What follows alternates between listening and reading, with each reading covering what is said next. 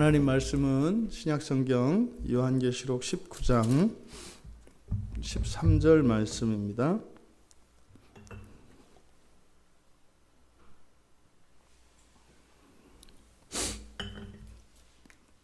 요한계시록 19장 13절 말씀 우리 같이 한 목소리로 함께 읽겠습니다.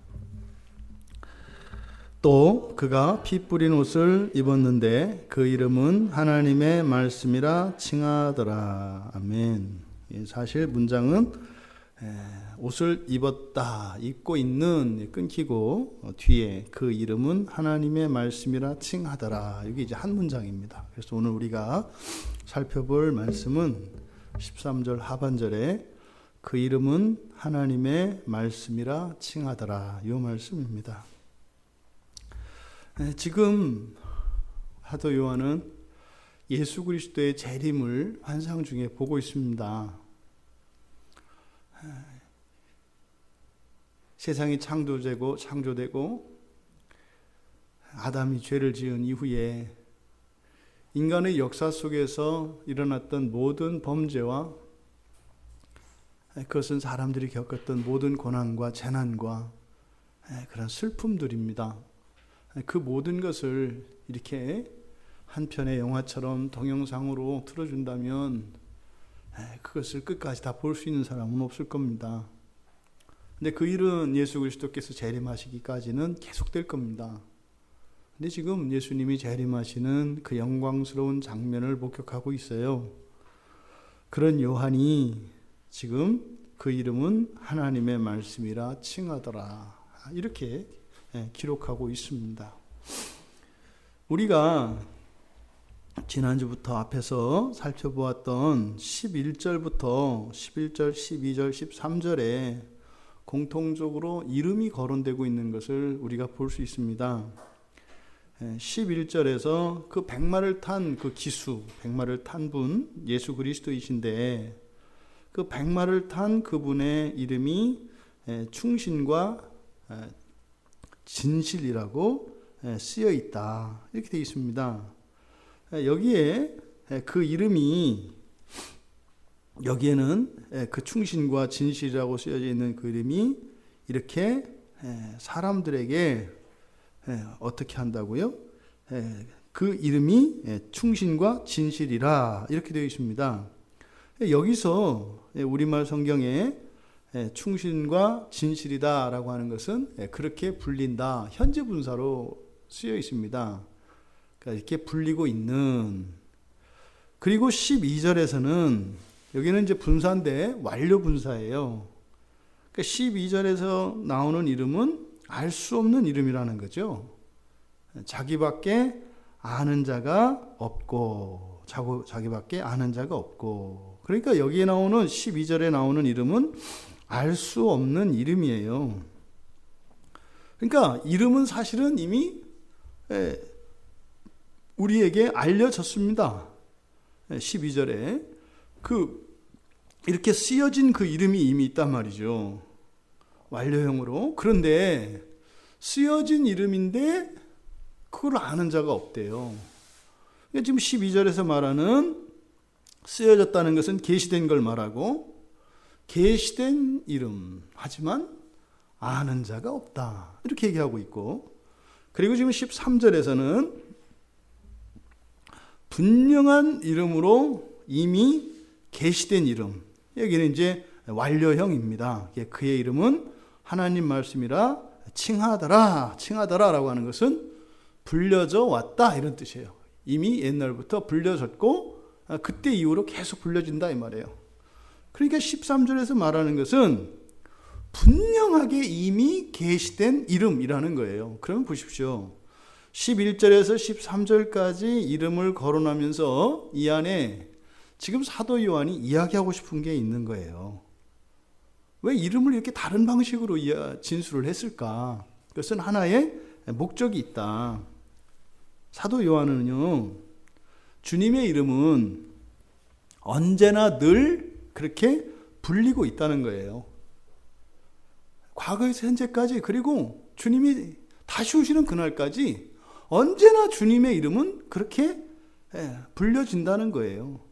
그런데요, 주님의 이름을 아는 사람이 하나도 없다는 거예요. 아니, 어쩌면 알려고도 하지 않고 또 그런 필요조차 느끼지 않는다는 거예요. 그러니 여기서 주님의 이름을 가르쳐 주세요. 뭐라고요? 하나님의 말씀이라고요. 여러분, 이미 주님의 이름은 불려진 이름이에요. 그런데 사람들은 알지 못했어요. 근데 뭐라는 거예요? 알 수 있도록 계시되었던 이름이라는 거예요. 심지어는 사도 요한조차도 깜짝 놀라는 겁니다. 자신의 인생의 여정을 되돌아보고 자신 안에 있었던 그리스도에 대한 신앙 고백들을 되돌아볼 때 계속 주님을 따라다녔단 말이에요. 이렇게 죽음을 앞두고 있는 마지막 순간까지 그는 예수 그리스도를 부인한 적 없어요. 그런데요, 다 알 수 없었던 이름이었다고요. 그 주님을 알 수 없다는 건 무슨 말일까요? 우리가 사실 꺾지 않은 부분들입니다. 만족할 수 없었던 부분들입니다. 우리가 주님을 모른다는 것은요, 채워지지 않는 그 무엇이고 만족할 수 없었던 그 무엇이 우리가 주님의 알 수 없는 이름이라는 뜻이에요. 그런데 그 이름은 하나님의 말씀이었더라. 이걸 이미 알고 있었다는 거예요. 모르는 줄 알았더니 다 알고 있었네, 이런 뜻이에요. 다 알고 있었네. 그 계시된 이름, 모두에게 분명하게 가르쳐 주신 주님의 그 이름이 하나님의 말씀이었다는 거예요. 사도 요한이 하나님의 말씀이라고 할 때 이 하나님의 말씀은 그리스도의 이름입니다. 그래서 하나님의 말씀은 요한복음으로 연결됩니다. 그래서 지금 여기서 하나님의 말씀이라고 하는 이것은 곧 그리스도의 이름을 지칭하는 것인데, 그리스도는 선지하신 하나님의 아들이세요. 선지하신다라고 하는 것은 이 세상이 있기 이전부터 계시는 하나님이시라는 뜻이죠. 그 하나님이 성육신 하셔서 세상에 계신 중재자를 그리스도라고 합니다.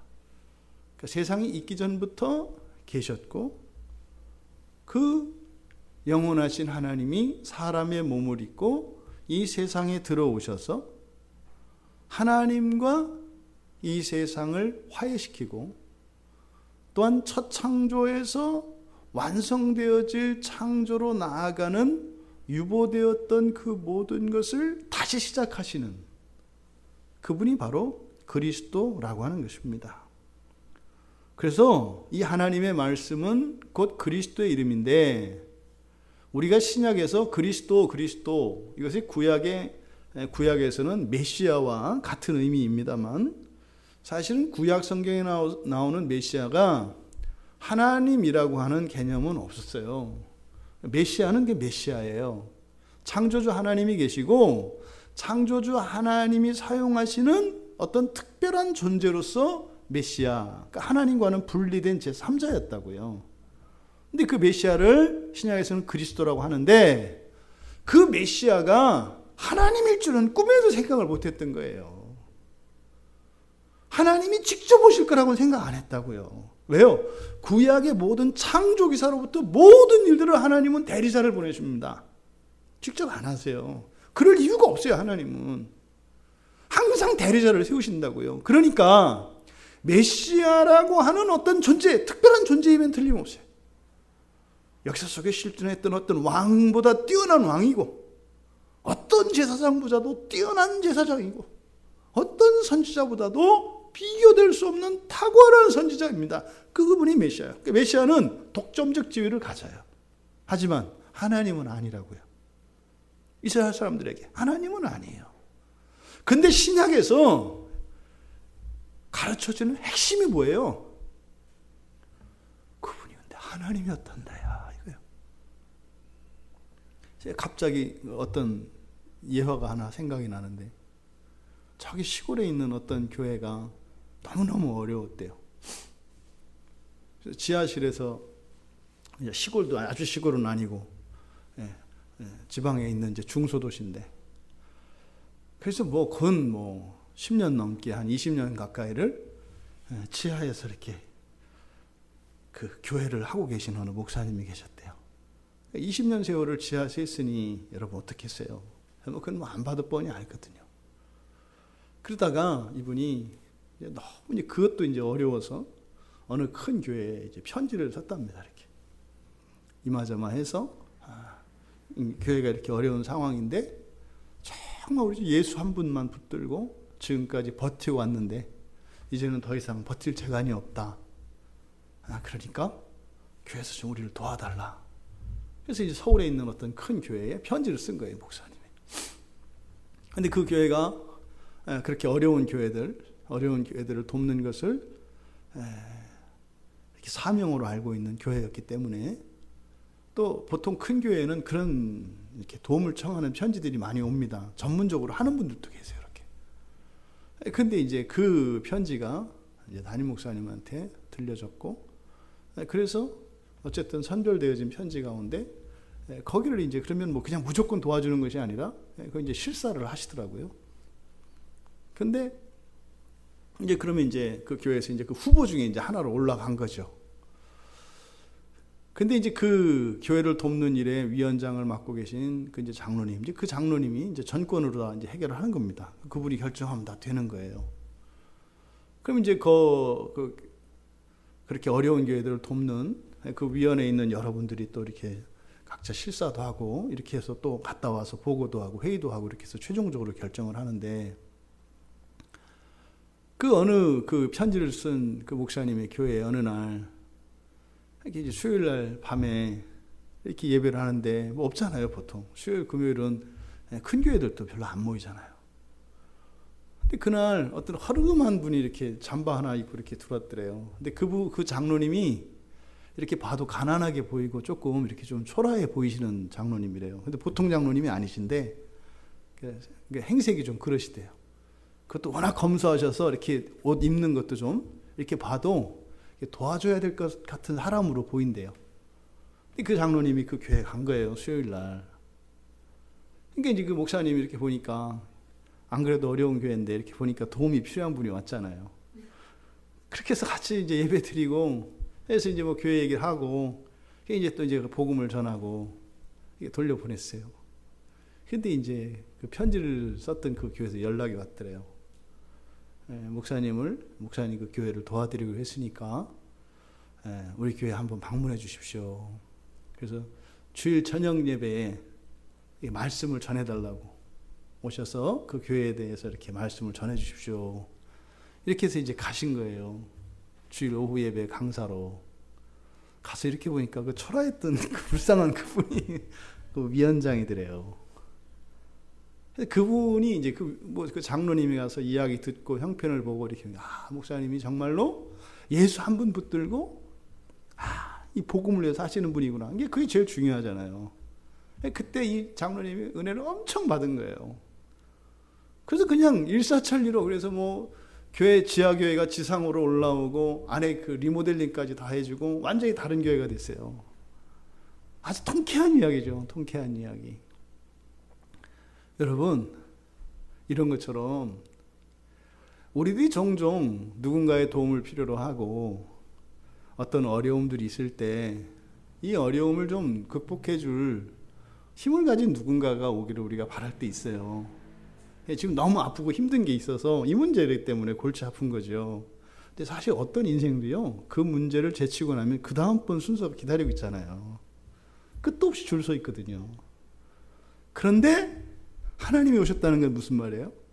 나는 지금 이 문제 하나 가지고 매달려서 지금 죽고 못 사는데, 하나님이 오셨다는 건 뭐예요? 모든 문제를 통째로 가져가셨다는 거예요.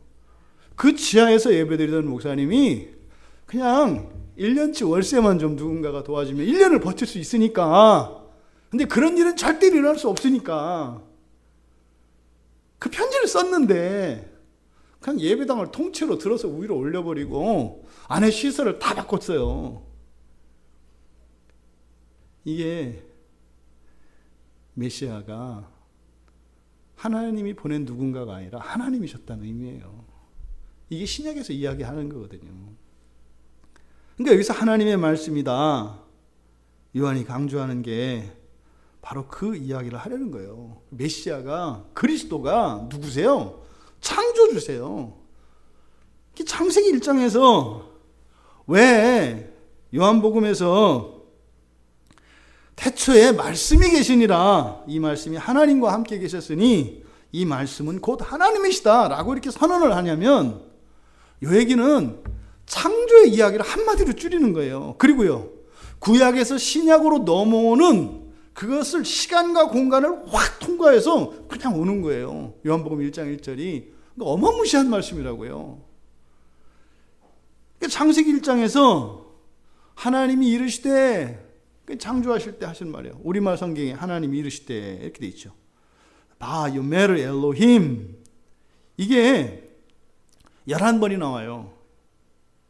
창세기 1장에서 하나님이 말씀하셨다, 말씀하셨다 이런 거거든요. 하나님이 말씀하셨다, 하나님이 말씀하셨다.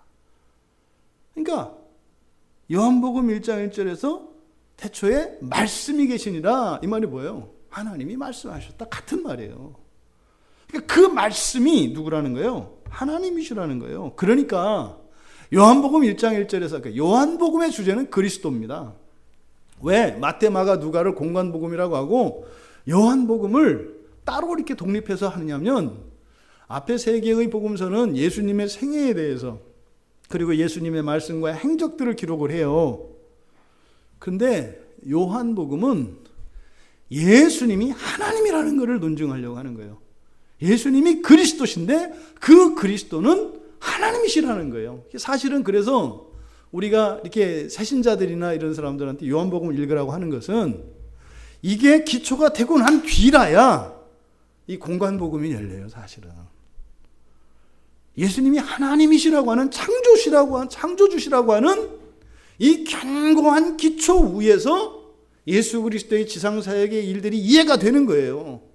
그러니까 그 수요일 밤에 이제 뭐 정말 그렇게 어려웠던 교회에 찾아간 그분이 장로님이라는 걸 알았을 때 모든 이야기가 이게 이해가 되는 거예요. 그러기 전에는 그냥 지나가다가 이렇게 들려온 불쌍한 노인이었었고요. 또 뭐 교회, 저 큰 교회에서 그렇게 어려운 교회들을 도와주고 있는 교회가 있었던 거고요. 이 목사님은 그냥 거기다 편지를 썼던 거예요. 다 개별 사건이라고요. 근데 그분이 그 교회에서 하는 사역의 책임자였고, 그분이 여기서 보낸 편지를 보고 여기로 찾아온 거였다니까요. 그러니까 그분이 누군지를 모르면 전체 이야기들이 이렇게 하나로 꿰지질 않아요. 그러니까 요한복음이 바로 이야기하라는 게 그거예요. 그러니까요, 요한은 지금 요한복음을 기록할 때 이미 성령의 감동을 받아서 그것을 기록을 했습니다만, 요한복음 1장 1절에서 했던 이 선언은 위대한 선언이거든요. 태초에 말씀이 계셨고 그 말씀이 하나님이셨다. 근데 이거는요, 성령의 감동을 받아서 기록을 했다고요. 그런데 요한은 그거를 지금 눈으로 보고 있어요. 진짜네, 이거요. 진짜네. 요한이 지금 간단하게 그 이름은 하나님의 말씀이라 칭하더라 되어 있지만 뭐예요? 이미 주님의 이름은 하나님의 말씀이었던 것이 우리에게 알려졌었고, 우리가 그렇게 그게 무슨 뜻인지도 모르고 계속 말을 해왔고 불렀고, 그런데 지금 보니까 다 알 수 있는 건데 몰랐더라. 그런데 참으로 바로 예수가 그리스도시고 그리스도는 창조주셨더라, 이 얘기를 하고 있는 거죠. 여러분, 요한이 지금 예수 그리스도의 재림은 곧 이 세상의 종말을 의미합니다. 이 중요한 절대절명의 시점에서 왜 하나님의 말씀이 주님의 이름이라고 하는 이 사실을 이렇게 말씀하시는 목적이 뭘까요? 여러분 자주 말씀드리잖아요. 여러분 바쁘시고 신경 쓸 일 많고 여러 가지 어려움과 걱정이 있어도 가끔은 멈춰야 돼요. 모든 것을 중단하는 쉼이 있어야 한다고요. 멈춰야 돼요. 그리고 생각을 해야 됩니다. 여러분들에게 창조, 창조주, 복음, 그리스도, 구원, 예수 이런 말들이 과연 어떤 의미가 있고 어떤 유익이 되나요? 이런 것들이 과연 나에게 필요한가요? 생각을 해봐야 한다고요. 예배, 교회, 주일, 기도 생각을 해야 된다니까요. 그게 무슨 의미이고 그게 정말로 나에게 어떤 유익을 주고 나에게 필요한 것인가? 그러니까 그러잖아요. 내가 뭐라고 살아왔는지 몰라. 제가 가슴 아프면서 감사하면서도 가슴 아픈 것들이 뭐냐면요. 성경 공부하고 하다가 이럴 때 이제 하시는 말씀들이 있어요. 옛날 난 그럼 지금까지 했던 신앙생활은 헛생활이었어 이런 거예요. 그런 말 한다고요. 가끔. 난 지금까지 그동안 신앙생활을 제대로 안 해왔어요. 내가 그동안 알았던 게 뭐예요? 이런다고요. 그거는 그동안 같이 신앙생활했던 목사님들이나 이런 분들한테 문제가 있었던 게 아니라 여러분들이 그냥 아무 생각 않고 살았기 때문에 그래요. 그렇게 가르쳤던 분이 잘못 가르쳤거나 이런 게 아니라 여러분들이 생각을 안 한 거예요. 생각할 시간이 없었기 때문에 그러잖아요. 집사님들 얘기하시잖아요. 가끔 옛날 책 찾아보니까 옛날에 그 책 있더라. 그런 얘기 있더라. 여러분 쉬세요. 끊어주셔야 돼요. 끊어주셔야 돼요. 안 끊어주면요. 우리는 여러분 잊지 마세요. 죄의 경향성을 가지고 있어요. 우리는 반듯하게 가도 이 세상에 직선이 없다는 거 아시죠? 그러니까 반듯하게 가도 우리는 휘어요. 지구가 둥글잖아요. 여러분들이 이 지구상에서는 직선을 그을 수 없어요. 아시죠? 여러분들이 판판한 곳에 거도 이거를 무한대로 확장하면 어떻게 돼요? 휘어 있어요, 다. 이게 죄의 경향성이에요. 우리는 아무리 바르게 가려고 해도 한 번에는 바르게 못 가요. 그게 어떻게 돼요? 가서 멈춰서 자로잡고 바로잡고 이런 식으로 가야 되는 거예요. 단번에 계속 가면 안 됩니다. 그러니까 멈춰야 된다고. 여러분들에게 창조라는 말이 무슨 의미가 있어요? 그러게요. 이러시면 안 돼. 이런 대목에서.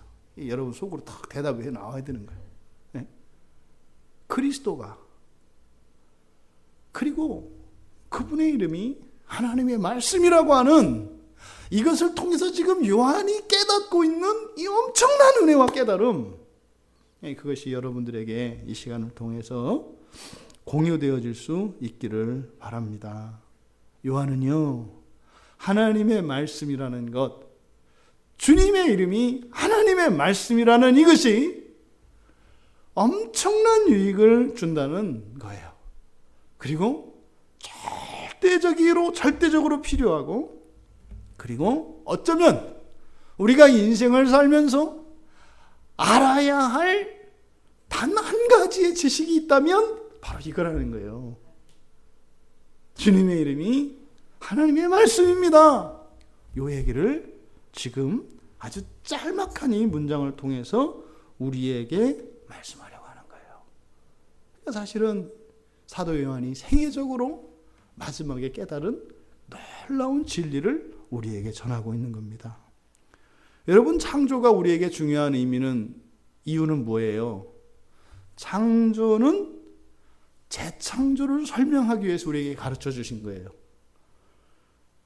우리가 성경을 볼 때 창세기에서 나오는 그 창조기사에서 어떤 우주의 기원이나 이런 자연과학적인 지식들, 이런 것을 얻으려고 하는 시도는 매우 어리석은 시도입니다. 창세기 1장의 창조기사를 보면 철저하게 물질적인 창조에 대해서만 이야기해요. 그렇죠? 철저하게 물질적입니다. 왜요? 우리에게 확인되고 감각될 수 있는 것들만 이야기한다고요. 왜요? 완전히 그 물질 세계의 창조를 얘기하고 있는 거예요. 근데 사실은요, 그래서 이 창조는 사실은 보이지 않는, 그렇게 우리에게는 잘 감각되고 받아들일 수 없는 무엇인가를 설명하기 위해서 완전한 예시로서 보여주고 있는 거예요. 사실은 창조에게는 무엇 때문에 있어요? 재창조를 가르쳐주기 위해서 창조가 있는 거예요. 창조기사 자체는 창조의 주인이 하나님이다, 이 얘기 하려는 게 아니에요. 뭐예요? 바로 재창조에 대한, 하나님 나라에 대한, 그리고 이 죄인의 구원에 대한, 그 구원의 결과가 무엇이며 그 목적이 무엇인지를, 그리고 어떻게 이루어지는 것인가를 가르쳐주기 위해서 바로 창조기사가 성경의 맨 앞에 있는 겁니다. 요한이 예수님이 재림하시는 이 순간에 최종적으로 깨달은 진리, 바로 주님의 이름인데, 주님의 이름을 통해서 요한의 전 생애와 그의 지성을 확 관통하고 지나간 게 뭐예요? 바로 창조와 구원, 즉 재창조죠. 창조와 재창조가 하나라는 사실이에요. 오직 예수 그리스도만이 우리를 구원에 이르도록 가르쳐 주신 하나님의 유일한 이름이다. 그것이나 태초에 하나님이 천지를 창조하신 것이나 뭐예요? 같다는 거예요. 그러니까 요한은 지금 여기서 놀라운 깨달음, 태초에 창조주의 말씀이 창조를 했어요. 근데 그 말씀이 예수 그리스도예요. 그럼 그 예수도가 구원을 하셨어요. 근데 이게 뭐라는 거예요? 재창조라는 거예요. 이야, 그럼 내가 예수님의 제자라고 하는 게 이런 거야? 이걸 지금 깨달은 거죠. 여기서 사실은 요한이 자세한 설명을 하지 않고 그저 이렇게 간단하고 짧은 문장으로 우리들에게 물어보는 거예요. 여러분, 우리는 그걸 알고 있나요? 창조의 의미를 알고 있나요? 복음의 의미와 그 가치를 알고 있나요? 예수가 그리스도라고 하는, 당신이 믿고 있는 예수가 그리스도라고 하는 그 사실이 어떤 가치가 있는지 그것을 알고 있나요? 이렇게 물어보는 겁니다. 여러분들은 복음에 대해서, 복음의 가치와 그 유익에 대해서 교회 안에 있는 사람들은 자주 듣습니다. 복음이라는 말에 대해서. 그래서 복음의 내용이 무엇인지, 또 복음의 결과와 효과가 무엇인지, 이런 것들을 우리가 잘 정리된 지식으로 알고 있습니다. 이 시간은 좀 우리가 복음에 대해서 한번 생각을 해볼 수 있기를 바라요. 칼빈은 복음에 대해서 그렇게 얘기를 해요. 성경에서 가르쳐주는 복음이라고 하는 것은 우리로 하여금, 그러니까 세상과 세상에 속한 일시적인 부와 쾌락을 미워하고 축복이 우리에게 주어질 때 가히 다른 무엇과 비교할 수 없는 이 축복을 전심으로 받아들일 수 있도록 그리스도 안에서 우리에게 계시된 은혜의 기쁘고 즐거운 소식이다. 즉, 보다 월등한 소식이다. 여기 이제 요한복음 그 주석의 서론에서 이렇게 칼빈이 밝혀요. 영적인 그런 즐거움과 축복을 불신자들은 모릅니다. 그게 뭔지 몰라요.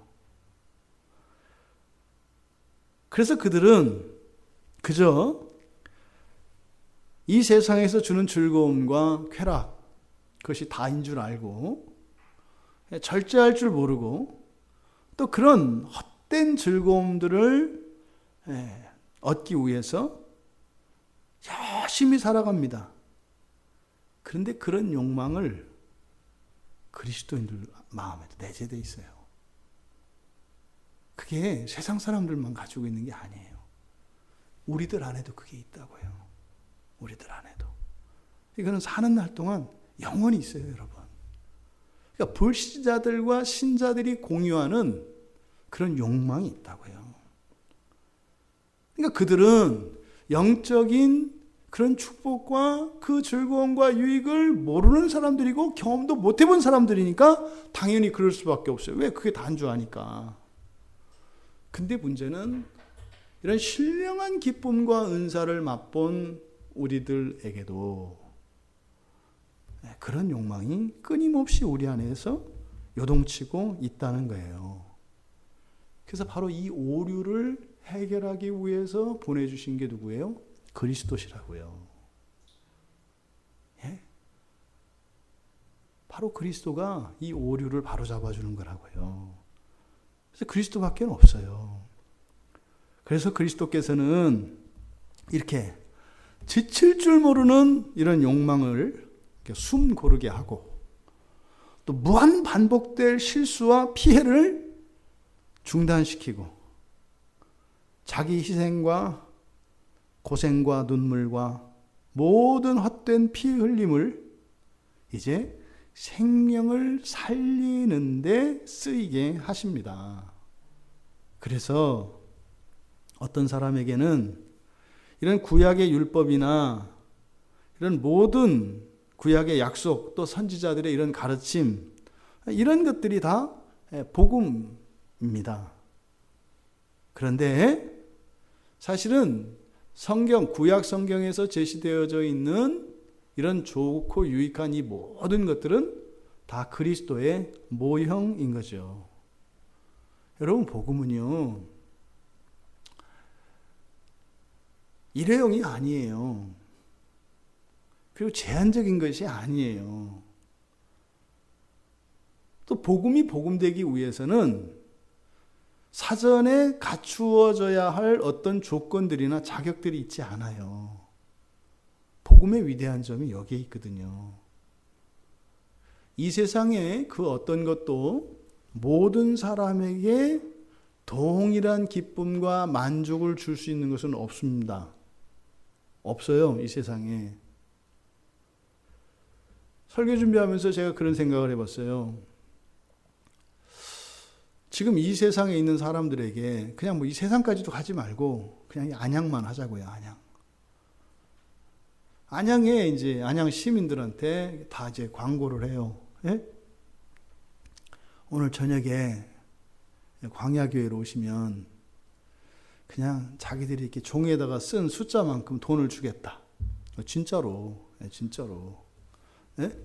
백지수표를 그냥 A4 용지에다가 그냥 이렇게 숫자를 쓰면 그 돈을 주겠다. 이제 다 광고를 하는 거예요. 이제 진짜로 준다는 걸 가정하는 거예요. 진짜는 아니지만 가정이에요, 가정. 그럼 뭐 사람들이 다 오지 않겠어요, 그죠? 돈을 다 줍니다. 원하는 대로. 뭐 10억을 쓰면 10억을 줄 것이요, 100억을 쓰면 100억을 줄 것이요, 1조를 쓰면 1조를 줄 겁니다. 다 현찰로 다 줄 거예요. 그때 또 뭐 그 얘기는 하지 말고 이렇게 현찰로 다 줄 거예요. 그러면 여러분, 안양 시민들이 가지고 싶은 만큼의 돈을 다 가지고 있어요. 문제가 없어질까요? 네, 안 없어져요. 안 없어져요. 반대로 무슨 미래 공상 영화에나 이런 거 나오는 겁니다만 실제로 이건 얼마든지 실현 가능성이 있는 거니까 원하는 지식을 머리에 다 넣어준다고 칩시다. 광야교회로 오시면 필요한 지식을 다 넣어드립니다. 예? 1분 안에. 또 사람들이 또 줄 또 쓸 거 아니에요. 되게 돈 받았던 사람들이 다시 올 거예요. 어제 돈 받았을 때는 더 이상 나는 이제 필요한 거 없다 이랬을 거거든요. 근데 그 다음날 오늘은 또 지식을 준다니까 그 사람들이 다시 왔을 거라고요. 그래서 어떻게 해요? 역사 시대는 물론이고 선사 시대에 있었던 기록되지 않았던 모든 지식까지 다 넣어줬어요. 그거 다 집으로 돌아왔거든요. 문제가 없을까요? 골치 아파요. 이게 해결이 안 돼요. 여성들이 아름다워지는 거 좋잖아요. 자기가 원하는 피부와 원하는 얼굴과 몸매 모든 걸 다 준다고 해요. 10초 안에. 그럼 또 딱 좋겠죠. 그래서 다 서서 그렇게 만들어줬어요. 여러분, 갖고 싶은 만큼의 돈을 가지고 있어요. 가지고 싶은 지식을 가지고 있어요. 갖고 싶은 건강을 갖고 있어요. 아름다움을 가지고 있어요. 문제가 없어져요? 없어지지 않는다는 거 다 알아요. 그렇게 안 돼봐도 그렇게 돼도 문제는 있다는 것을 알아요. 복음은 안 그래요, 여러분. 복음은 안 그렇다고요. 자꾸 복음을 다른 것 중에 하나, 그 중에 조금 나은 것, 이런 생각을 우리들이 가지고 있어요. 요한도 그랬던 거예요, 요한도. 근데 지금 여기서 바로 주님의 이름이 하나님의 말씀이라고 하는 이 짤막한 문장을 통해서 완전한 복음에 대해서 지금 감격하고 감동하고 있는 겁니다. 여러분, 우리가 복음이나 이런 그리스도에 대해서 이야기할 때마다 우리는 항상 우리의 현실에 대한 우리의 인식을 점검해 봐야 돼요. 우리의 현실에 대해서. 우리는 지금 행복한가요? 나는 행복한가요? 복음 아래 있는 내가 정말 행복한가요? 우리는 행복한가요?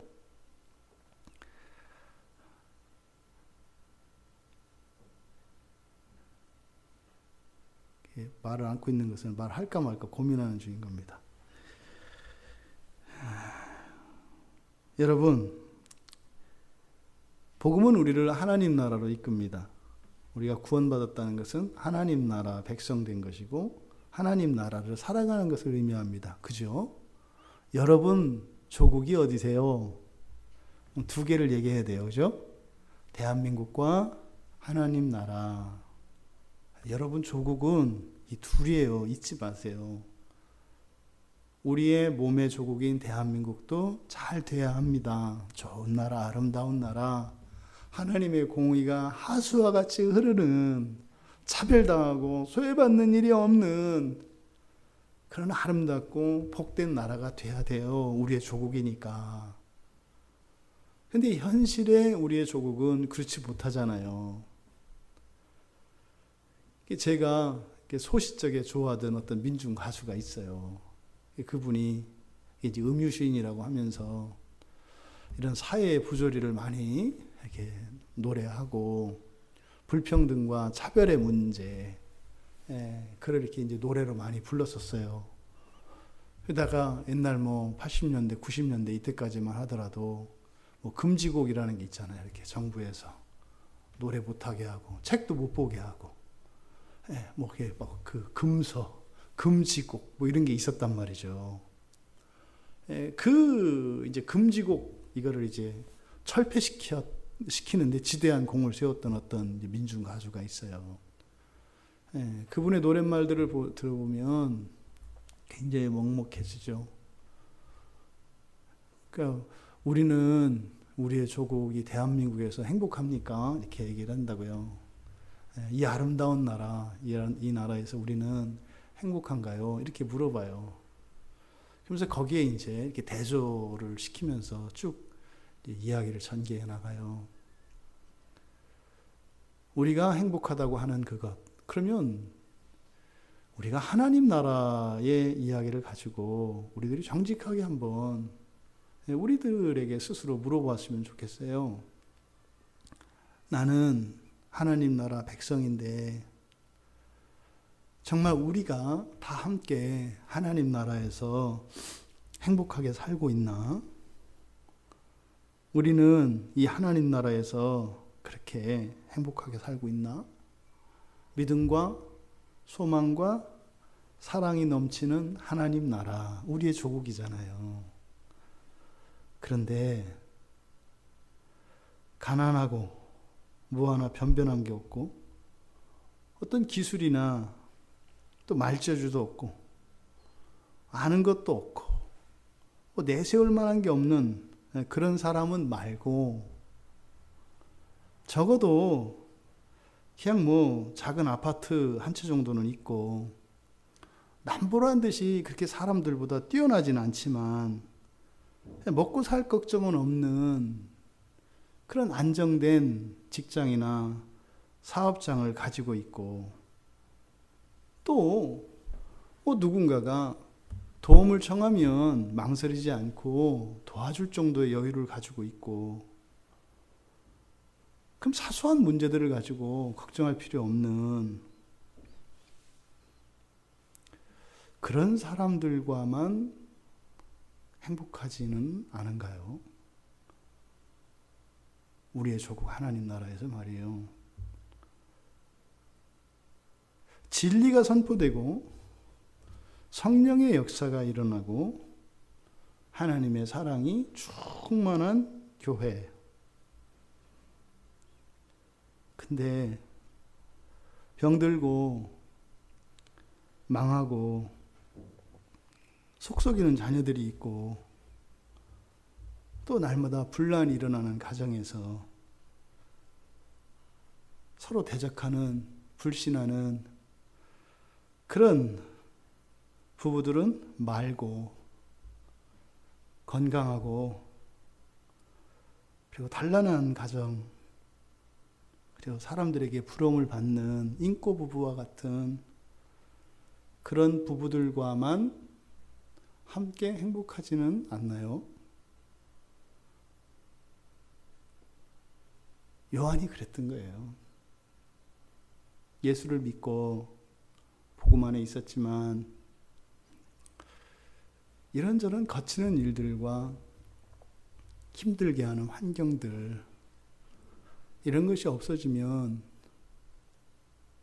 복음의 빛이 사라졌던 거예요. 예수가 나에게 주었던 그 구원의 감격과 기쁨과 영광과 가치가 사라지는 거예요.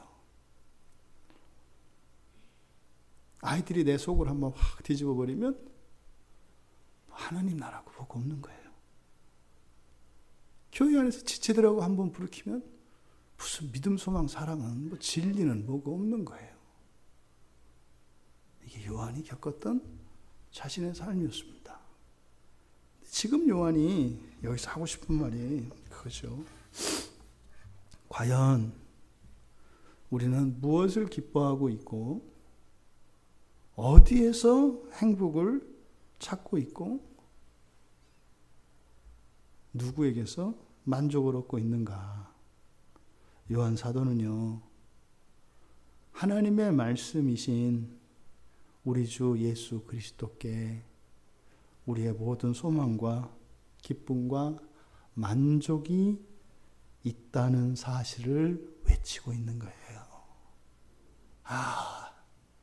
사도들 간에 그렇게 의견 다툼이 일어나고 불화하고 때로는 오해받고 미움받을 때 부글부글 끓어오르는 것을 꾹꾹 참고 혼자 산에 가서 대나무 숲에 가서 나쁜 놈, 소놈, 개놈 이렇게 외치던 그때도 나에게는 복음이 주는 위로와 복음이 주는 만족이 있었던 것을 지금 깨달은 거예요. 그땐 몰랐어요. 복음은요, 어떤 조건이나 형편에 따라서 좋았다 나빴다 이렇게 하는 게 아니에요. 물이 산과 계곡을 이룹니까? 그냥 채워버리잖아요. 복음은 그런 거예요. 우리의 조건과 형편이 어떠할지라도 또 우리의 마음이 얼마든지 핥히고 또 우리 인생에 아무리 높은 산이 나타난다 할지라도 그 모든 것을 덮고 우리의 영원한 조국, 그 하나님 나라의 평화와 기쁨과 만족을 주는 것이, 그것을 약속하는 것이 복음입니다. 요한은 그것을 깨닫지 못했다는 거예요. 그래서 자기 반성과 함께 자기가 걸었던 그 오류의 인생을 걷고 있는 이들에게 중단하라고, 돌이키라고 짧게 하지만 강렬하게 그리고 급하게 외치시는 거예요. 여러분, 복음은요, 이런 무조건 승리와 만사형통과 축복과 번영을 말하지 않습니다. 또 복음은요, 이런 심리적인 만족이나 현실 높이를 말하지 않습니다. 복음은 보다 근본적이고 총체적이며 완전한 답을 제시합니다. 그런데 알지 못하며 부르는 주님의 이름, 알고자 하지 않고 제자리에 그대로 서서 외치고 있는 그 이름 예수는 너무 아까운 거예요. 너무 아까운 거예요. 예수는 우리의 모든 것입니다. 창조와 재창조의 주인이신 하나님의 말씀이십니다. 바울 사도가 골로새서 3장 11절에서 오직 그리스도는 만유시다 이렇게 얘기해요. 뭐라고요? 해보십시오. 오직 그리스도는 만유시다. 그리고 만유 안에 계시다. 오직 그리스도는 만유시요, 만유 안에 계시다. 이게 무슨 말일까요? 오직 그리스도만 모든 것으로부터 구원하시고 모든 상황으로부터 완전하게 꽉 채우시는 분이시라는 거예요. 그리스도를 제외한 무엇은 말입니다? 결핍이 있습니다. 그리고 한시적입니다. 그런데 그리스도는요, 완전하시고 충만하십니다. 그리고 지속적이고 영원하십니다. 그래서 우리가 인생을 살면서 가장 추구해야 되는 것이 바로 뭐예요? 그리스도이신 예수, 하나님의 말씀이시라고 하는 그 사실을 우리가 아는 것이 중요합니다. 여러분, 어떤 조건이나 소원을 이루기 위한 수단으로 예수를 생각하면 안 돼요. 다른 모든 것을, 어떤 것을 좀 더 나은 형편으로 바꾸는 일에 예수를 써서는 안 돼요. 나의 모든 것을 다 잃어버리고서라도 예수를 우리가 안다면 모든 것을 잃어버린 상실을 채우고도 넘치는 기쁨과 만족이 바로 예수에 있다는 사실을 요한은 우리에게 이야기하고 있습니다. 우리가 얼마나 헛된 것을 추구하며 얼마나 어리석은 소모적인 인생을 살아가고 있는가를 요한은 자기의 신앙 고백적인 이런 선포를 통해서 우리에게 가르쳐주고 있습니다. 여러분, 오직 그리스도만이 만유이십니다. 그리고 만유 안에 계십니다. 넘치는 풍요도 우리에게 진정한 기쁨과 행복이 되려면 예수 안에서야 가능합니다. 모든 결핍과 고통 속에서도 우리에게 완전한 만족과 기쁨을 줄 수 있는 것은 그리스도 예수이십니다. 문제는 뭐예요? 이게 문제고 저게 문제고 무엇이었고 과거가 어땠고가 아니라 우리가 그리스도를 알지 못하는 것이 문제입니다. 그리고 그것을 알려고 하지 않는 것이 문제라는 겁니다. 더 문제는 이미 알 수 있도록 하나님께서는 그 이름을 우리에게 계시해 주셨다는 것이에요. 여러분의 인생은 이미 모든 것을 다 가지신 인생이라는 것을 사도 요한은 우리에게 말씀하고 있습니다. 여러분, 만유이신 예수 그리스도 안에 계신 여러분, 여러분의 조국인 하나님 나라가 여러분들의 어떤 환경에 의해서 그렇게 흔들리는 그런 만만한 나라로 보지 마십시오. 여러분 인생에 어떤 역경과 시련이 폭풍과 휘몰아쳐도 여러분의 조국 하나님의 나라는 건재할 것이며 영원하고 완전한 만족을 주는 여러분들의 조국인 것을 기억하시기 바랍니다. 오늘 사도 요한의 다 늦은 이 깨달음이 오늘을 살아간 우리의 현재적인 진리로 유익이 되기를 주님의 이름으로 축원합니다. 우리 말씀을 생각하며 기도하겠습니다. 참으로 예수 그리스도는 우리의 모든 것입니다. 이거는 그저 언어 유희나 이런 심리적인 거 아닙니다. 실제입니다.